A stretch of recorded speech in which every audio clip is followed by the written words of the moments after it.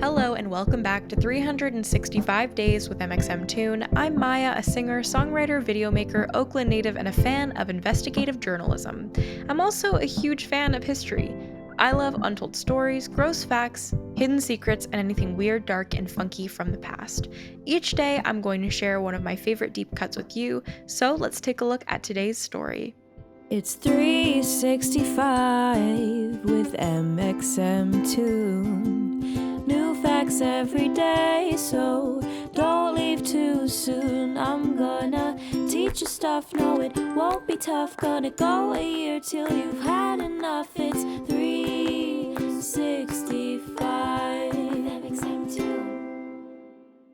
On this day in 1974, the impeachment trials of President Richard Nixon began. After serving as president since 1969, he became the first and only president to ever resign from office after being implicated in the Watergate Scandal. Let's take a look back on how this went down. In the advance of the 1972 presidential election, the United States was a divided nation. Sound familiar?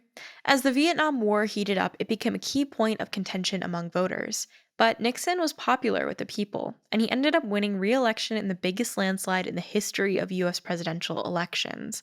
Still, Nixon was paranoid about losing power, especially after the Pentagon Papers were leaked under his leadership in 1971.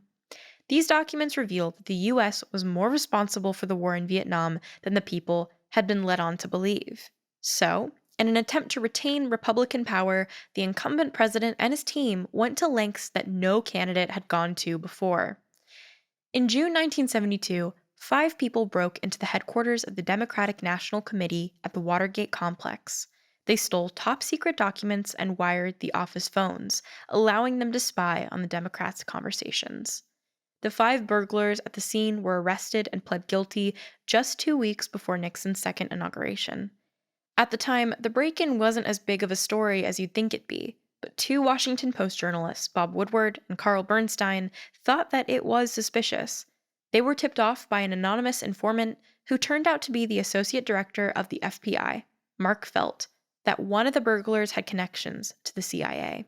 This led the journalists down a long paper trail, connecting the dots until they discovered that the Watergate break-in was planned by Nixon's re-election team.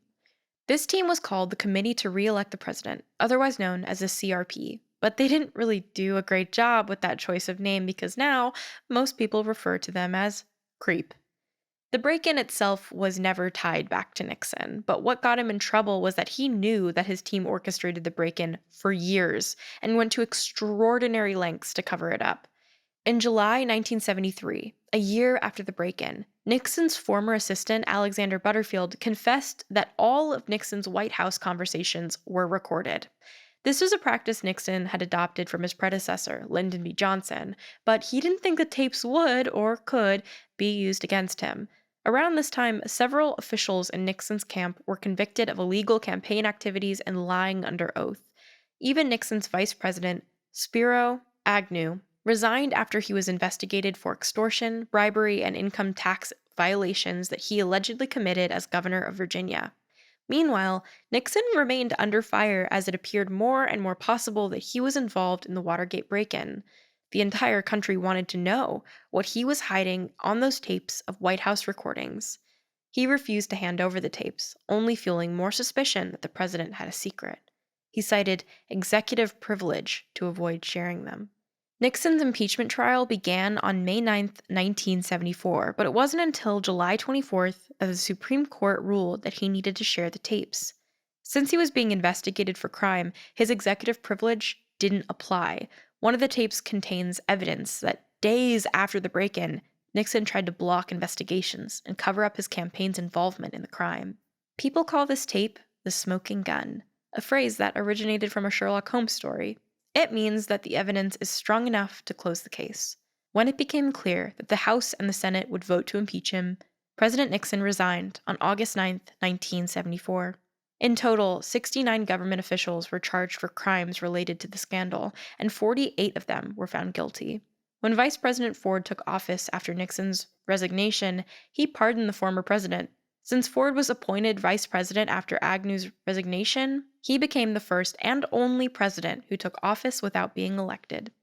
Presidents can issue pardons for federal offenses, but not state or local ones. These pardons do have some limitations, though. They don't apply to cases of impeachment. So, for example, if a senator were to be impeached, the president could not reverse the decision. But it's unclear whether or not presidents can constitutionally pardon themselves from impeachment. When Nixon's lawyer suggested this as an option, the Department of Justice issued a brief memo against this, but the authority of that memo hasn't been tested in court. The Watergate Scandal showcased the importance of investigative journalism.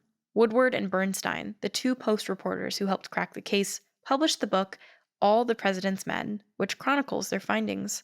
The story was turned into a movie with the same title in 1976. Politically, the scandal weakened Americans' trust in government officials, and it's understandable why. Congress passed legislation in the aftermath that reinforced checks and balances and amended the Freedom of Information Act to make the government more transparent. Still, the impact of the scandal lingers on today. Now let's talk about music. Today, in 1970, the Canadian band The Guess Who hit #1 in America with their song American Woman. The song was improvised on stage after guitarist Randy Bachman broke a string. While he replaced it, the band broke out into a jam session, and singer Burton Cummings wrote lyrics on the spot. He claims that the song was about preferring Canadian women to American women, but fans interpret it to be a protest song about the Vietnam War. Once they recorded and released the song, it became such a big hit that the president's wife, Pat Nixon, invited the band to perform at the White House. However, she requested that they not perform American Woman.